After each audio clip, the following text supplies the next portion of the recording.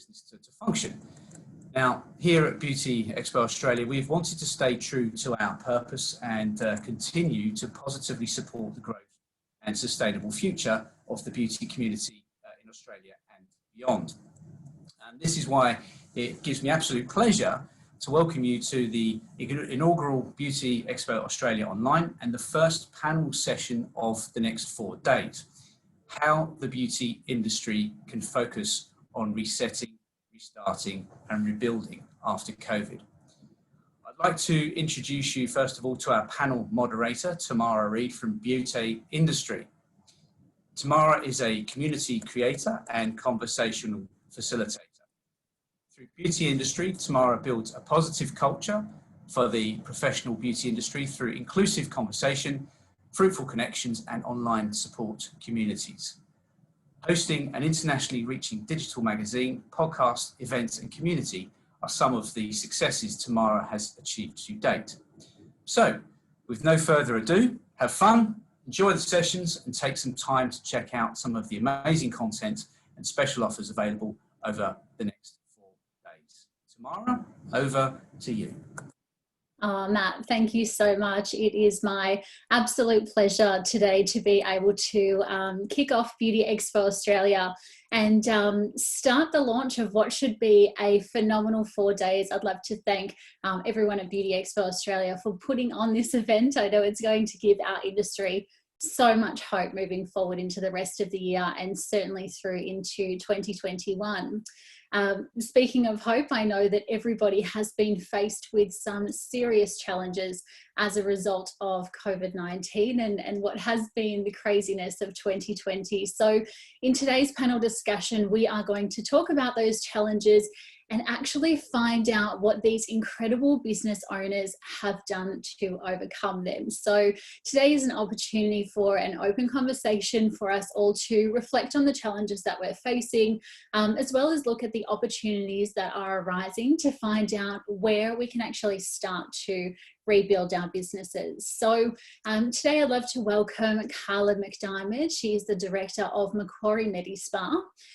It's a hugely successful and multi-award winning Medispa in Bathurst and Orange in New South Wales, which I'm sure you all have the pleasure of already knowing.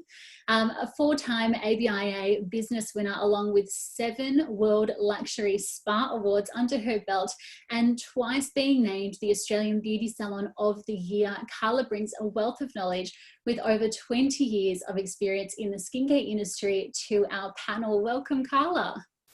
Morning, how are you? Good, thank you so much for joining me today. Thank you for having me and how exciting to kick off the Beauty Expo Australia with our gorgeous panel, wonderful women. I know, the most exciting, thank you. Next up we have Tømte, who is the director of Hood Skin and Body. Reid is an entrepreneur and founder behind the multi-award winning Scandinavian skin clinic Hood. An import from Norway, Reid started from scratch with 0 business experience 6 years ago, which is absolutely phenomenal. The journey in creating what is now a 7-figure business has sparked a passion for helping others build successful businesses anchored in purpose. So stay tuned for the next step in Reid's entrepreneurial journey. Thank you for joining me, Reid. Thanks, Tamara. Thanks for having me. I'm so excited to be on this panel and yeah, like Karla said, just kick off the Beauty Expo Australia. This is fantastic. It's exactly what we need in this industry, I think, at the moment.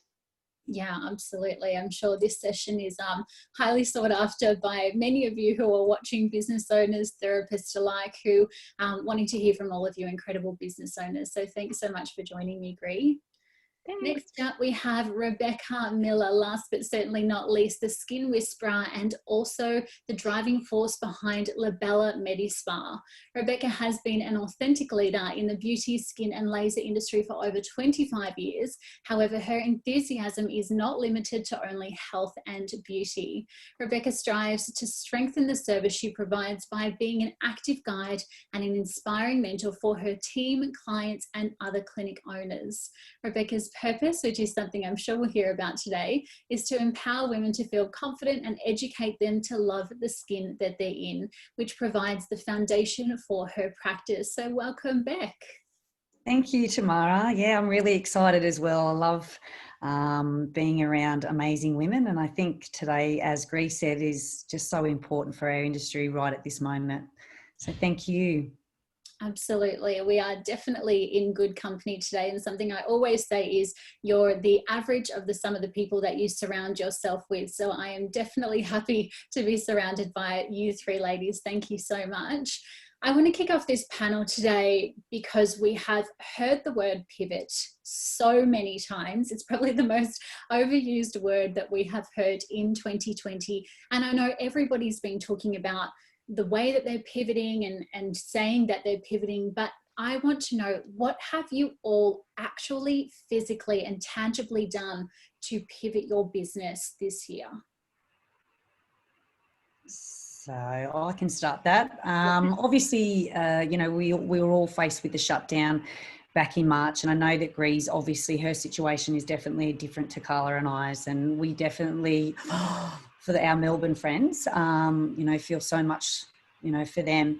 But I think when we did get shut with the shutdown, or got stuck with the shutdown, it was an opportunity for us to actually look at our businesses and think, how can we take our experience of what we offer face-to-face into actual people's homes? And that's what we did. We sat down, we sort of went straight into strategizing and thinking of ways that we could take our experience into the home.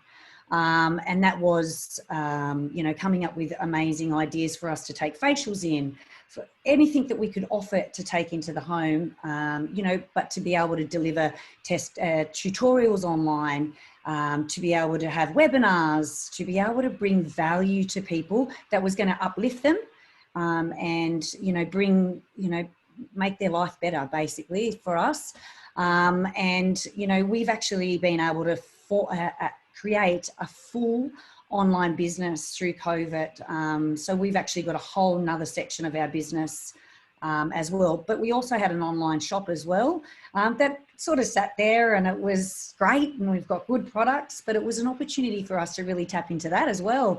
So I guess we've all got lots of opportunities, but sometimes as business owners, time can be a factor. So I think that was such a great opportunity to look at the parts of our business that we potentially weren't doing as well as we could have, but also to be able to take that experience in and to be able to really interact our team in that process. And for us, it was just, you know, I get a little bit emotional thinking about our shutdown because our girls really stepped up. Our whole team, we've been able to keep all of our girls employed through this process. Yes, we made them have rests and things like that, but it's just been, for us, it's been a great opportunity. We've looked at it as a great opportunity. And, you know, we had to work on our mindset and try and see the greatness that was in there. And I think us as leaders to be really calm, assertive, and to have a bit of a plan and just really get the buy-in of our team was really, really important. Yeah, absolutely. I mean, like you said, I feel like we all had these different elements of our business prior to COVID, but we maybe gave them 5% or 10% of our time. And COVID's kind of gone, actually, do you know what? We need to really maximize all of the different opportunities that we can in our business, specifically for you, Beck, because you're out in Parks, which is in the middle of nowhere, if I could say that, in New South Wales. So for you, being able to have online consultations and online shop, I mean, I'm sure that's definitely increased your clientele even, and the people that you've been able to reach. 100%. We've actually sent stuff globally. Like, our facials have made it globally. It's been unbelievable. And I guess where we probably had a little bit of an advantage is we had the Skin Fit 90 program, and it's gone absolutely gangbusters now. So it was something, as you said, it's been there, it's been created. It's an amazing program. There's nothing else like it. That now we've been actually able to showcase it, and people have really jumped on to that, you know, that 3 months where we can transform skin. So really great. We've loved the experience. Has it been challenging? Oh my goodness, it's been the biggest challenge that I've ever been faced with in this industry since I've been in the industry. We've had to work around the clock, and I know the girls, you know, we've worked so hard. I know Gree and I were talking, you know, there were 16, 17-hour days that you're putting in to try and pivot your business, to keep everybody happy, get websites up to date. Like there was just so many things that we were like, tick, tick, tick, tick, tick. But well worth it. Yeah, so. Oh, impressive. And I know you said there that you were pivoting your mindset, which is, I think, is such a big thing that we have to pivot, because there is no pivot in the business without a pivot of our mindset. Because when the world closed down, when we had to shut our doors, you could either do two things. You could sit on the couch and cry and, you know, eat ice cream and watch Netflix, which I'm sure we've probably done sometime along the way. But for the majority of the time, you've got to make an instant moment where you go, do you know what? I'm actually going to look at this as a positive, find the silver lining, change how I think, and that's where the magic happens. Did you have that moment at all? Oh, 100%. It was really good. We're a very purpose-driven business. We've got really great values, and you know what? That's where we went. The girls had a little bit of a rest when it first happened, because we had to take care of them, you know, their mental health. There was so much uncertainty those first few weeks where we weren't sure what was going to happen. We've never been faced with anything like this as well. There was, you know, and for us to be able to create that, you know, as I said, that calm, assertive leadership, the girls knew they could rely on us. So I think for us to be showing up that way, that then gave them that little bit of security and thinking, okay, everything's okay at this stage. But we had continuous contact with them. So we had a morning huddle and an afternoon check-in. Just quickly make sure everybody's on track. It was a great opportunity for our girls to up level as far as their skills and education went. And they really loved that, because, you know, they got to do heaps of new things. So it was just fantastic. Like, but obviously with Gree, who's had 6 months of that, it's a completely different story. But for us in our situation, you know, our girls have really, the only thing that I probably would say is that, yeah, we really enforced that, that they had to take care of themselves as well. One of the things was that they had to have an hour of self-love every day, whatever that was. And in our meetings, they actually told us what they were up to. So we really held them to the highest regard for that, to make sure that they were looking after themselves, especially the mums that were trying to homeschool, do, you know, and work. And it was just, yeah, it was really interesting. And everybody just supported each other so well. And I think our whole industry was really supportive of each other as well. So I think it's seen a real collaboration. And that, for me, has really made me feel so proud of our industry. Something that, you know, it's just, how lucky are we? Yeah, we are definitely in the best industry. I can say that hands down. And it's been absolutely beautiful to see everybody coming together and, you know, rallying together and checking up on each other and showing each other that support. I've really appreciated that. Gree, you're currently still in lockdown. We are crossing our fingers that you guys are going to get out soon, yes, rather than later. Tell me about your business and pivoting, because it's one thing to pivot during the first lockdown. It's a second thing to pivot when you're asked to lock down again. So how did you face that? Well, can I just say, the first thing I want to say is I don't ever want to hear that word again after today. That's going to be it for me. I think I've heard that word way too much during this last 6 months. Look, pivoting, you know, your business when it comes to, you know, 4 weeks, 6 weeks, that's one thing. 6 months is a little bit different, I guess, but things haven't really changed that much from the first lockdown to the second lockdown. You know, the first lockdown for me was very, very hectic. I went into, you know, and I guess, you know, like Rebecca was saying, some people just, you know, great, spend a bit of time on the couch, or I think it was you, Tamara, that was saying some people probably just wanted to take a little bit of time out and, you know, sit on the couch and eat chocolate and do pretty much nothing for a few days. And I probably should have done that, but I went straight into action mode. And, you know, for me, it was about learning how to do a whole lot of new things. Like, you might be surprised by this, but we are actually a kind of business that has never done newsletters or any marketing or any of that sort. So for us, that was a big thing that we needed to get, you know, going. So for me, that's what I sat down and sort of learned how to do all of that stuff. And, you know, the team was just fantastic. They they started writing lots of articles and there's the blog posts, and we focused a lot on growth in terms of the team, but also for the business, and for us to be able to do what we could do from a back end point of view. Obviously, we have an internet protected brand as well, so we weren't able to sell online, which for some, I guess, is a breaking point in a time like this. But for us, it just meant that we had to find other ways to be able to service our clients. And it was actually a blessing in disguise, because I can see now that the market is so saturated with so many products out there, and having a brand that has the the principles that you have to have a consultation before you actually get these products. It was something that actually helped us in the long run. So we have we really focused our efforts around how we could service our clients by creating a personal link for our clients only, and how we can service more clients by doing Zoom consultations and things like that, to make sure that we were upholding the brand standards. And that was actually, it turned out to be a really great thing in the end. And of course, on the other hand, you have the team. Like, how do you work as a team remotely when you can only see each other on Zoom? And again, it's kind of okay for 4 to 6 weeks, but for 6 months, it's very tough.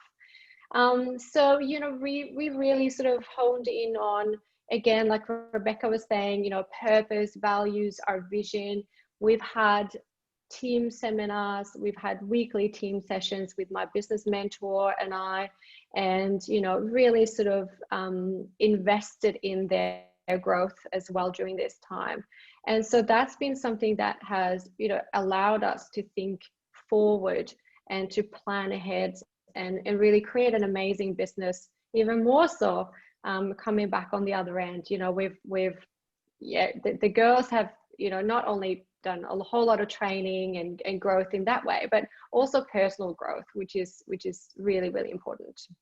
Absolutely. And actually quite difficult to do during a time like this, because when everything is upside down, we're just trying to hold on for dear life to get us through to the other side. So to ask people like yourself, okay, how about you learn your marketing or an email newsletter, or to ask a therapist who may have never really been outside of their own mind and their own thoughts because they're constantly inside a treatment room. Okay, how do you feel about this? Or how has that made you shape? I mean, it's one thing to pivot, it's another to be able to learn and grow and take yourself outside of that comfort zone. How have you found that kind of move throughout your business? It's actually been amazing. I look at my team and I just think they're freaking superheroes. I feel so proud of them that, during this whole time, yes, they've had days where they've, been a bit low and things like that, but we've stayed in touch. The first lockdown, we had daily huddles. And then the second lockdown, we've gone over to twice a week. First in the beginning of the week to set the week up, and then at the end of the week to sort of celebrate our wins and celebrate what's gone really well. And if there was any challenges, what could we do to help? But looking at their efforts during this time, and I can see there's a lot of talk out there in the community of, a lot of business owners have had problems with their teams not being on board and not, wanting to sort of work during JobKeeper and things like that. And honestly, I haven't had that issue at all, because we are in this together. We're in this, for the long haul, and the team and we work together as a one core to drive the business forward. And it takes teamwork. And I think it's also really important for us as leaders to look at, you've got a group of therapists who signed up to do, skin, like, at least for us, we are all skin. So they sign up to do skin treatments every single day. And all of a sudden they're white collar workers. They're sitting in front of a computer all day. And I think, it's very unreasonable to be expecting them to do a full 5 hours worth of work, for instance, or 8 hours worth of work when they're working in. yeah, they're working in a job that they didn't sign up to do. So again, you know, coming back to you, Rebecca, it's really remembering what your purpose is in the business and really making sure that they remember that connection throughout. Because, you know, for us, you know, my girls, that they change lives. That's what they do by changing skin. So it's about finding a connection on how can we actually remember that we can still change lives even though we're working remotely. So all of the blog content, all of the articles, all of the training, it all serves the same purpose. Absolutely. And I think you guys are so proactive in your, you know, your socials and all of the online presence that you have, that just sometimes a message, you know, through a DM privately can change a life through changing skin, as you said. So that's really important to know that it doesn't always have to be hands-on. It can be virtually. It can be through isolation as well. Thank you, Reid. Karla, I'd love to ask you, because you are a non-stop business owner, you have done some incredible pivoting over the last couple of months. What exactly have you done? Firstly, I want to say congratulations to the other ladies, because you've given me ideas. I've started taking notes. So I hope other business owners who are watching, or people thinking about opening a business, are taking notes, because it doesn't matter if you're in lockdown or not in lockdown. They're wonderful ideas.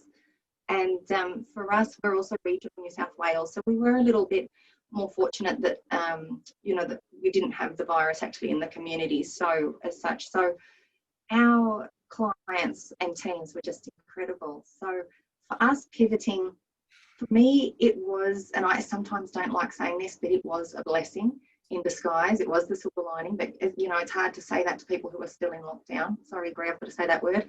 And no, I totally get it. I agree with you. It was, I've had my business for 18 years with never a break like that to actually work on my business.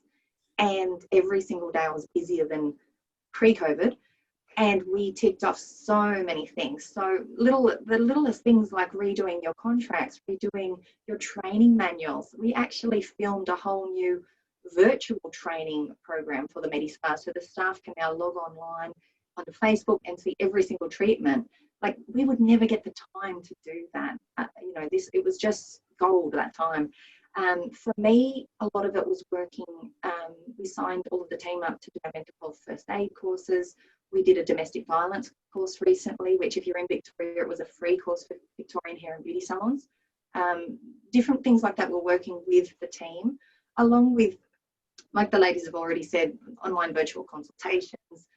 Deliveries, we're doing 20, 30 home deliveries a day in yet an industry where, being in the country, our clients love to come in and buy. They've never bought online from us. But we were very blessed to have that. You know, we pivoted in all those sort of areas, the same as the other ladies. So I'll talk about other areas. But for me, it was really focusing on our guests and our VIPs and our VIP social media pages and really connecting. We had so much time to create content. We never had that before. So, and even we played fun games with the girls. Like, we did a weekly team Zoom and we made it a theme every week. A lot of business owners contacted me about that idea, and you know, we all jumped on it. And the other thing we would do, so, you know, obviously we learned TikTok, and we learned how to do other, just making it fun for the girls, so that wasn't that, you know, negativity surrounding it. I'd get pizza often for lunches. You know, we made it fun. Well, we still had to do something and be together, because we did have one girl, I remember she came into work and she said it was the best day she'd had all month, because she was finally back at work.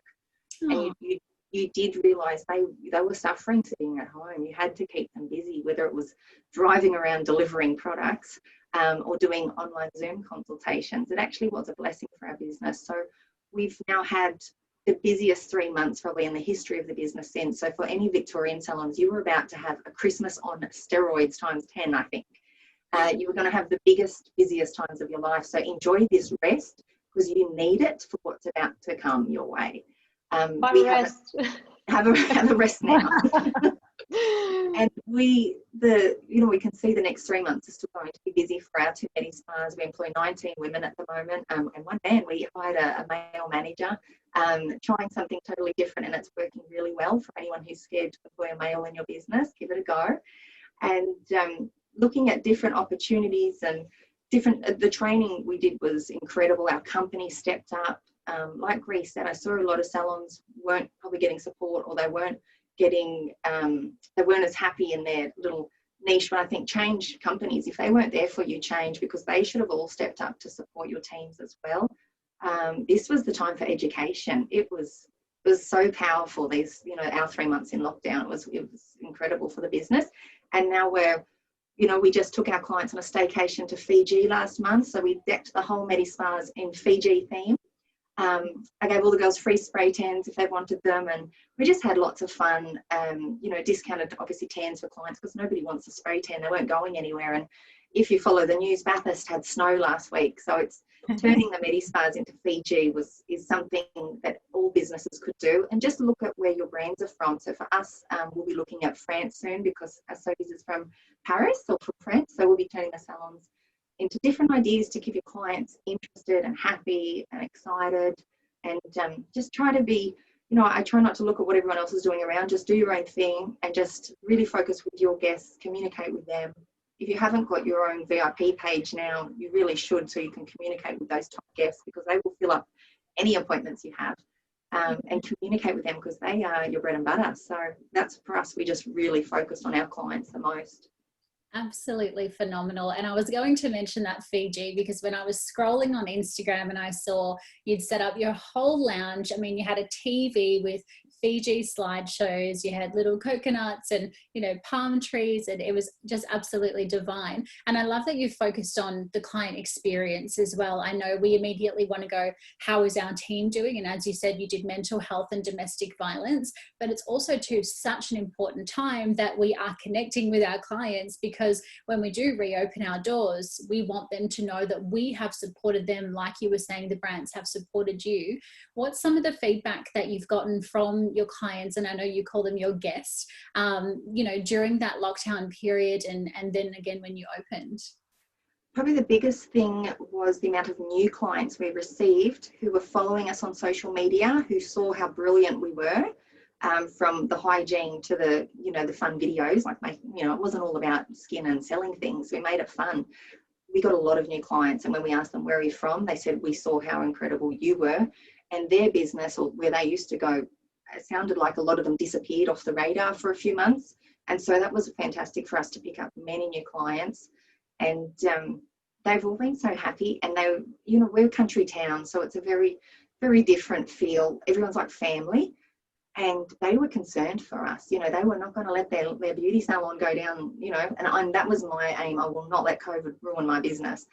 So I worked harder than ever before. But the clients were just incredible. And I think everybody, you can see the industry, the whole industry has lifted. Like it's been wonderful to watch. Like for the business owners, we've all grown together even more, but the suppliers have all, I just feel it's been incredible for us all to unite more. Yeah, absolutely. I couldn't agree more there. Beck, I want to pass back over to you, because I'm wondering, you have always spoken about leadership in your business. Has COVID and the pandemic made you change or reflect the way that you do lead in your team? Definitely, but what it did reveal to us is that there was a lot of opportunities for our girls to step up. And I guess sometimes as business owners, we sort of take on too much, and it can be a little bit disempowering. So what we've found is, you know, we've got some of our girls that have really stepped up into position. We've got somebody that's looking after our customer loving experience. Well, Cody, you know, Cody, beautiful Cody. So she actually is in charge of that process now. So she then reports back and, you know, does all the KPIs and everything, just to that customer experience, which is absolutely amazing. We've got another girl that's in, you know, stepping up as far as social media goes and doing videos, you know, the in-shot videos and things like that of, you know, but making it a bit of fun as well. So what it's revealed to us is, for us as leaders, is that sometimes we need, you know, to give our girls the opportunity to be able to step up and actually really make something their own, you know, when they're part of your business. So that's been really something for me, that I've been actually able to delegate a lot of the stuff that I actually normally did before, which has freed me up to now obviously going to coaching. So that for me has been really life-changing. But the girls have just, like they really, like Karla, we're rural, and, you know, our clients just really want to be a part of the community. I know that we care, know that there's a beautiful experience there. When you walk into our places, it's really a feeling more than anything. So, you know, it's just, I've just loved the whole experience. As I said, lots of challenges, really great time for us to reflect on ourselves, to reflect on our business, for our girls to reflect on themselves. What are our strengths? What are the things that we need to fill the gaps with? We did all our planning still in the process. We had a superhero planning day, which was really good. But yeah, it's really that, right, who do we need to be to have the business that we really want to have? So, you know, asking ourselves the big questions, what could we do better? What are the things that we are lagging in? And I think as leaders, we have to make sure that we're continuously looking at ourselves and how we're showing up, but also giving opportunity to the teams because it keeps them more engaged. So, yeah, it's been a really great experience, you know, and just being able to delegate a lot of the things off has been really, really, really great. Yeah, and I think that's not always an easy thing to do. I mean, myself, I am a control freak 101. Yeah. So we always think we can do it the best. Yeah, exactly right, exactly. So delegating some of those tasks is hard, but I want to know on the flip side of that, how have your team shown up now being able to have those little bit more responsibility in that leadership role? It's definitely just made just really giving everybody more or some big task or some big part of the business that they can actually make their own, and to be reporting back, troubleshooting, how can we make it better, all those things. Just seen them step up to a whole new level. It's just been amazing. For us, we changed our whole menu. We increased our prices, which is something in a small country town you sort of get a bit worried about doing. We really honed in on valuing ourselves, valuing that we have so much education that we've done. We actually deliver value, deliver results, and for us to really value ourselves and what we do. But it's been amazing, really has been amazing to see the transformation of our whole team. And we're like Karla, like our business has just stepped up to a whole new level. And, you know, it's great. But in saying that too, like we've worked hard, there was, no matter what, I was the same as you guys, it wasn't going to break us. We were shut down for 11 weeks, and I know Gree, and I speak to Gree all the time, her situation is a little bit different to ours, but still, Gree, you have been an outstanding person to watch, because you haven't just sat down. You've got in there and, you know, really invested in your team and made it a beautiful experience. And I think that's the thing, we all have a choice. And we can go down, or we can, you know, find a way. There's always a way. You just got to find that way. So, yeah. Absolutely. Thank you. Gree, as Rebecca said, it's been, you know, so special to watch you be able to lead your team and, you know, keep them engaged and make sure that your business is still on track and that everybody's having fun, both clients and also your team. And I know leadership for you just gives you all of the tingles. So tell me, have you reflected or changed the way you lead, or have you stayed consistent in this time? Well, I think it's definitely made me reflect. In terms of change, I don't know that it's really made me change my leadership style. I think that the situation has changed and the way that we lead has changed, simply because we're stuck on Zoom and we're not really in person. It's a little bit different, right? It's easy also to look at things like text messages and Zoom calls where someone might be feeling a little bit down. Text messages might not have a little emoji there, so you might think, oh wow, is that person upset? Or I think it's really important to reflect on our own personal leadership, and what we can do to make things easier for our team and to make things better, but also to have empathy. I think that, you know, having empathy is something that is really hard to do when things are really hard. And I think that's when it's really needed to dive deep into empathy even more so. And I also think, you know, much like Rebecca, this time has been a really great time for us to look at team leadership and look at who else on the team might want to step up into their leadership role. And I've got a fantastic manager. Well, I hate that word, but I guess she's a manager, but we call her a team leader. And she has done such a great job, and literally, you know, it's shown me that actually I don't have to be there every single day. I don't have to be, you know, taking care of all of the little details. These guys, all they want is to step up and be amazing, and they really are. So giving them that space and developing them has been really like such a joy to watch. We've done, you know, weekly leadership sessions with the team, and we've done, you know, we've involved the whole team in the growth of our business, and we've done a lean canvas for the business.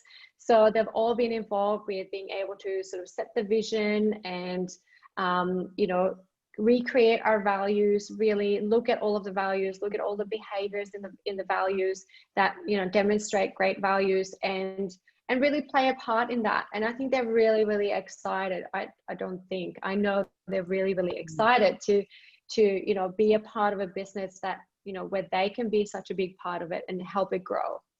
But I guess also one thing that I think is really important to remember for us as leaders, it's actually a real privilege for us to have people that we are able to lead. It's a lead.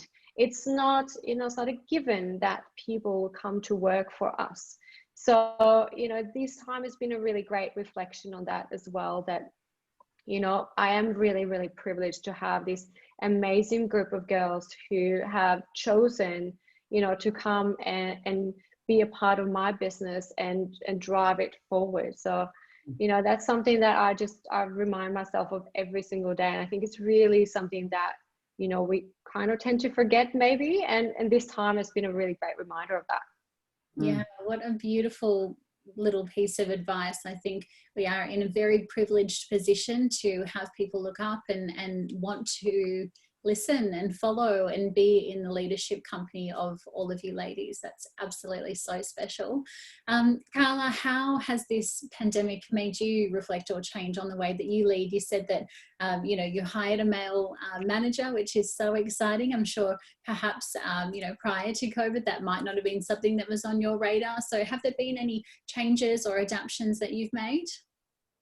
I think not really me changing as such, but being more aware of what other people are going through, and like Reid said, just trying to read them a little bit better if the text might be different, or they're online. You know, you can, you know, whether they're sharing different posts or quotes sometimes is a little bit of a little lead. But I think it was more being available.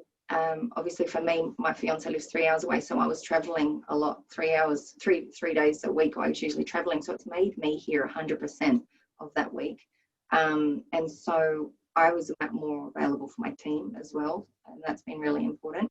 And showing them that it's okay and that we're all going through this together, because they often think that there is a divide, and especially with clients as well.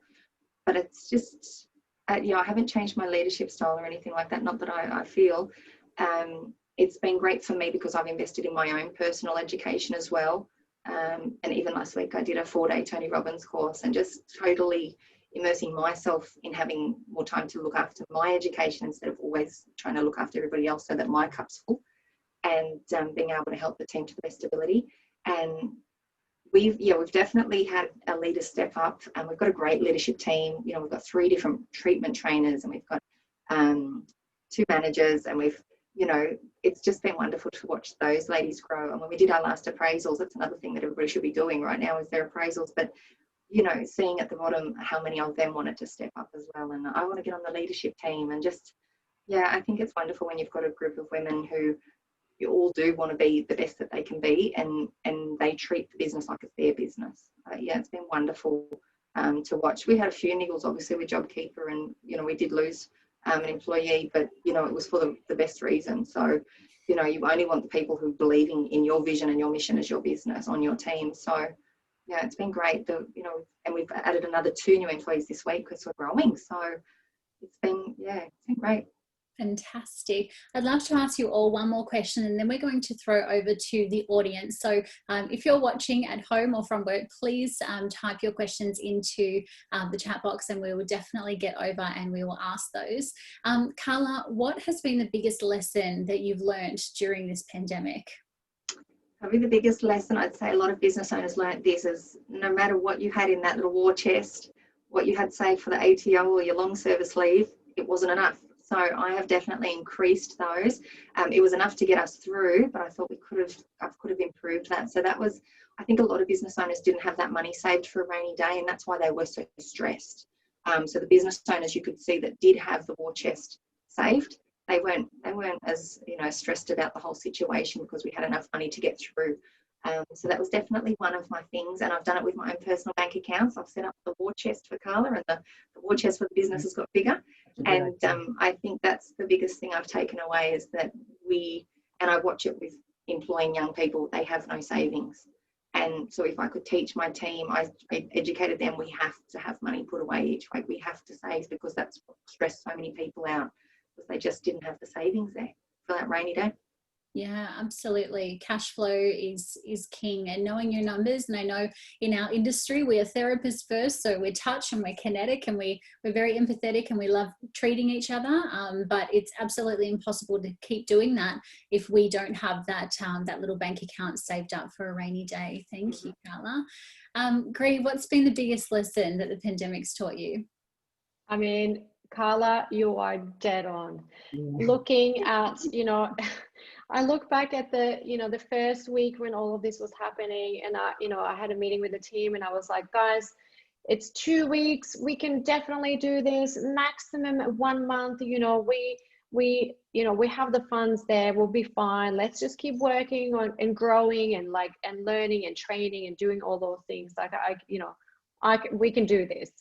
And then obviously it became very clear that it was going to be a lot longer. Who knew that it was going to be 6 to 8 months? But you know, that's fine. And what's become really, really clear is that all the years that I've spent learning how to look at my numbers, learning how to run a really tight ship, has become, you know, the biggest blessing in all of this. You know, we've taken on 2 new employees, 3 new employees actually during this time, and 2 of them are not eligible for JobKeeper. And it would have been really easy to, you know, to say, look, let's just wait to put you on, because, you know, who knows when we're going to get back to work. But I can see the real value in these people, and you find some real gems. You put them on, and you know, I've been really fortunate in terms of, you know, being able to do that, because of, you know, I've run a really tight ship, and I've got the funds there. But also another thing that that has been, you know, a real eye opener for me, I guess, is all of the work that we've done with our culture, creating a really, really strong, amazing team culture. It's been a long road, and it's been, you know, a couple of years of real big investment, but that has really, really paid off, because when you're a team who works remotely for this many months, and when you know, hire new team members to start in your business via Zoom, it is really, really paramount to have a really strong team environment and a strong culture where, you know, we all work with the same purpose, vision, and values. So that foundation that we laid over the last 2-3 years has been golden. Amazing, so special. Culture is something that you, as you know, Reid, I am so passionate about, and creating a positive culture in the industry. And we can't do that at BEAUTE Industry without you guys all doing that in your own businesses, so then the industry can all come together and have a better positive community focus. Nick, what have you learned throughout? Yeah, so 100% agree with Karla and Reid, you know, just the war chest is essential. Like it's and to make sure that you do know your numbers. Anything, if you're not measuring things, then you really have no idea what's happening. So, you know, testing and measuring everything's really important. Culture for us, it's something that we pride ourselves on. Team culture is absolutely everything. These are the people that are moving your brand forward. So I completely agree with Reid there. But something for me is, as the leaders of the business, is one of the things is that I probably realised that I probably didn't take care of myself enough, and that rest is a weapon that you can use for you to show up as a better leader, a better to your clients. That we have to make sure that we take care of ourselves and make time for ourselves to have, you know, a massage or, you know, just, you know, time with our families. You see a lot of people in our industry that put everything into their business and lose themselves and their personal life. We have to make sure that we take care of ourselves, that our cup is full, and that rest is a weapon, and not to take that away from, you know, it's not about how many hours we work, it's how we turn up in the hours that we work and the impact that we can actually have on our team, on ourselves, on our communities that we're creating. I think it's really important that we make sure that we really do take care of ourselves. It has to be probably the number one thing. Because if we're not healthy and happy and fulfilled and all those things, then it's going to be a reflection of our business. Our businesses are a reflection of us. So if you're living in chaos and overworked, it will all show out in your business. So going back to making sure that we take care of ourselves, and you know, for me, it's that morning routine and a lot of gratitude. You know, we could have sat there and, you know, we've all spoken, all of us, the whole way through. I'm very lucky that I'm friendly with all of you girls, and I absolutely honour you all so much. For me, you guys are just such inspirational girls.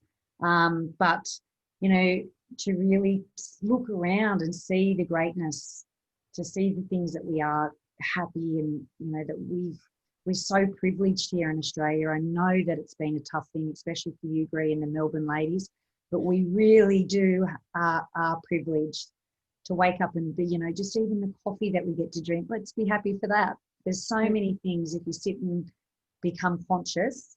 It's something that for me, since the shutdown, it's, you know, something that I've really started to really try and become conscious, self-aware, be more aware of my team and how they're feeling, but knowing I have to take care of myself. And it's something that I know I put myself last.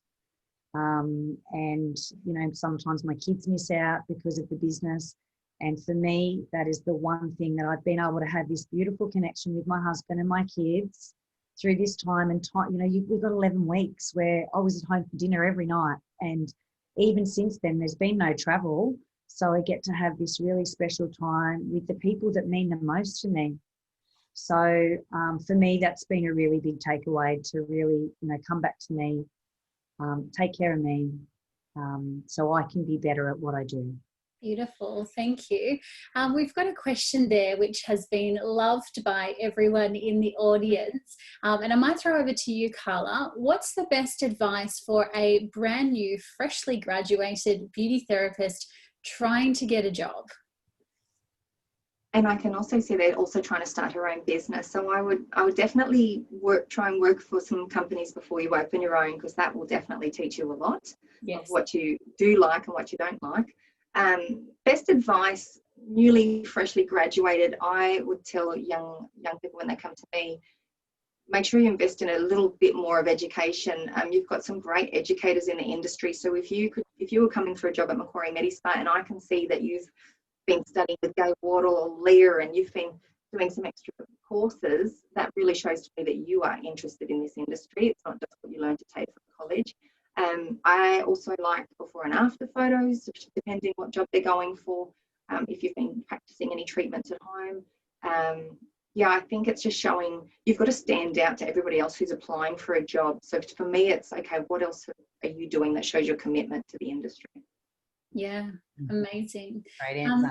Gree, I know that you don't generally follow trends. You are a bit of a trendsetter yourself, but we have a question here. What do you see as the biggest innovations that have come out of the pandemic that you think beauty businesses will take forward in the future?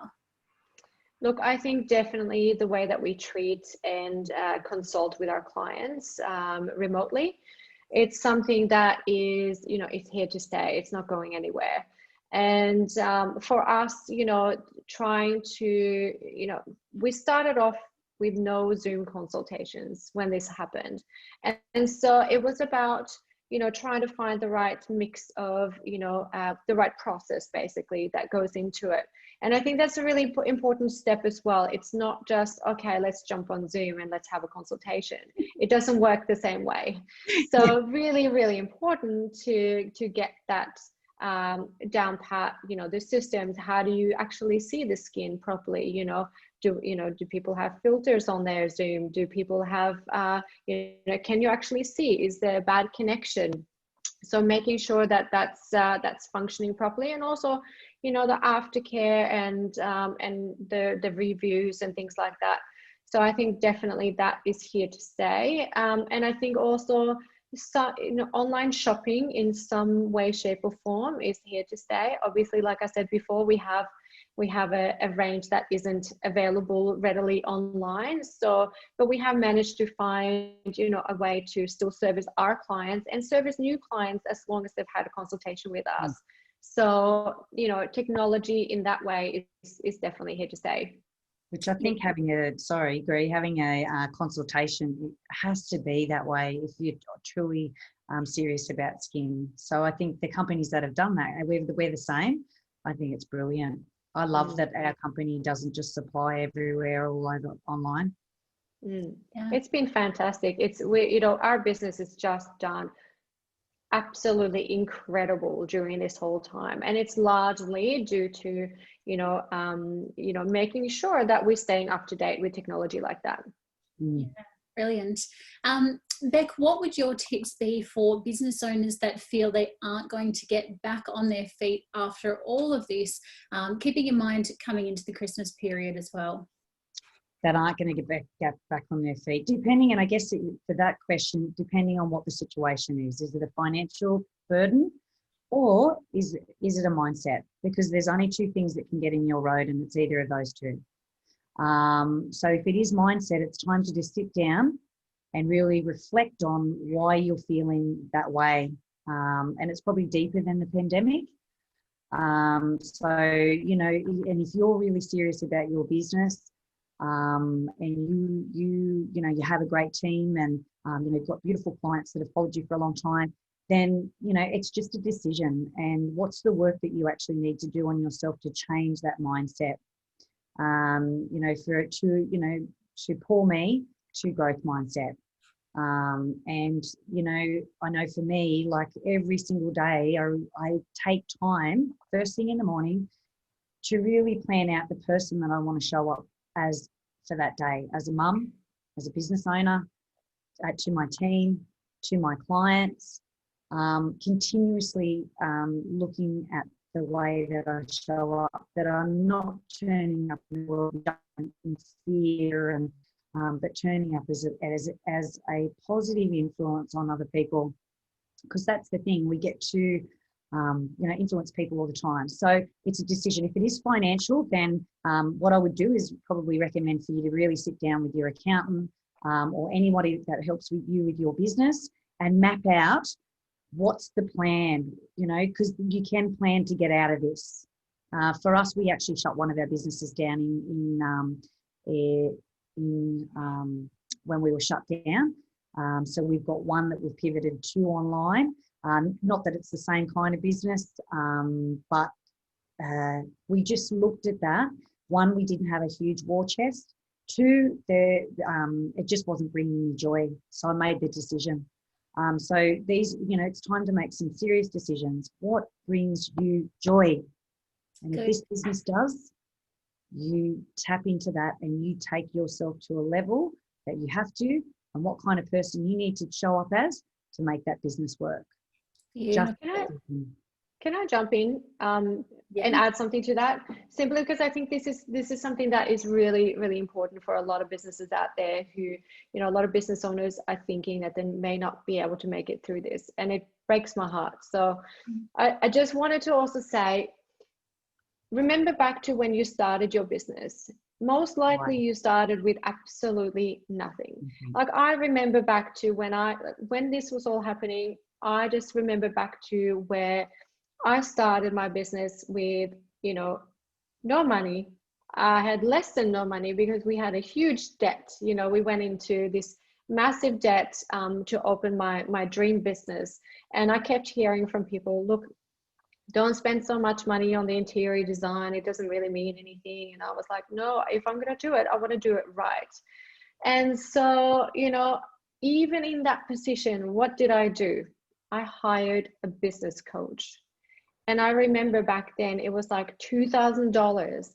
And my husband thought I was absolutely crazy. He thought, you know, we have no money and you haven't even started the business. How are you going to pay for this? But investing in future growth and investing in what is going to set you apart, and invest if it's something that you really, really want to do. If it's something that you're still passionate about doing, I think it's worthwhile just sitting back and looking at your numbers, like Rebecca was saying, you know, getting a clear idea of what you can and can't do, and just, you know, change your mindset, because you can do it. And also another thing too is having somebody, we go through beauty college or apprenticeship or whatever, however we got in, dermal therapist, whatever it is, we actually have no idea about business. Because I know for me, I never got taught one thing. So I had to come in and, you know, look the many lessons and failures to bring me to this point. But one thing that I've always had is somebody that has supported my journey, for me to be able to show me things that one, I couldn't see. And I know all of us here have coaches, things that I couldn't see, and to be able to see possibilities, to be able to create great plans, to be able to help you with your numbers, for you to actually understand how much treatments cost, and, you know, how much it all costs for you to actually, because when you've actually done a break even, I know with coaching at the moment, most people nearly have a heart attack because they're like, holy smokes, I didn't realize. And you know what, it just takes them up to that whole new level, because you start to go, right, I've got to change some things around here. How can I evolve? And that's what it is. There's no destination. We are continuously evolving in business as leaders, creating amazing culture. But I would always recommend, if you do not have somebody holding your hand as far as a coach goes, and this, you need to find the right person for you, then that's something that I would definitely recommend. It has been the game changer for me. And I guess that's why me now becoming a coach is something that I'm really passionate about, because I want to be able to help other people now in their businesses. Brilliant. Thank you so much, ladies. We have so many questions there. I am sure we could all talk all day long, but we must stop there. Carla, Reid and Rebecca, thank you all so much for spending the morning with me, and really appreciate all your time and insight. And everyone who's watching at home, thank you so much for being here with us today. I will hand back over to the Beauty Expo Australia team. Thanks for having us. Thank you. Thanks. Thank you.